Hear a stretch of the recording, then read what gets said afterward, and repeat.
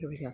So when they were going to do the wheelchair with did you switch it up to putting the tripod instead of putting the DP in the chair, putting the... Yes, yeah, I felt that it was best only because the weight inside the wheelchair was making it difficult to move, and therefore the pacing and the movement of it was very unsteady. So we felt by lightening up the load and just putting the camera and mounting it directly to the wheelchair, it allows me to just move the camera with ease, as opposed to having two extra people to move the wheelchair with me and it holding a camera. It just becomes more complicated and it's more moving parts.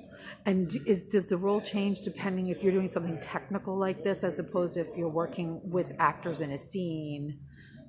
Well, yeah, I mean, it just depends on your subject too. Like, our subject here is a stationary subject and the camera's moving versus if you have actors who are moving and they're turning their heads or they're walking, for example, you have to follow the actors. So moving, it will all depend on the subject that you're shooting as well. Okay, and the kind of everything that's going on. It's not just one thing. Okay. Yeah, there's also, I mean, on some sets you'll have multiple cameras with multiple people working on one camera, a focus puller, and someone who's moving the camera, and then someone who's just operating the camera alone,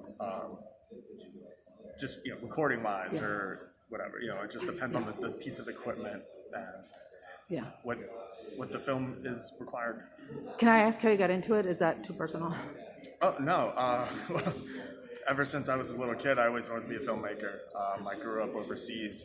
Oh, cool. And my grandparents would send us VHS tapes, so I lived off of movies from, the United States because we didn't have television in English. So I just kind of got, stuck with these movies and slowly became interested in wanting to make them.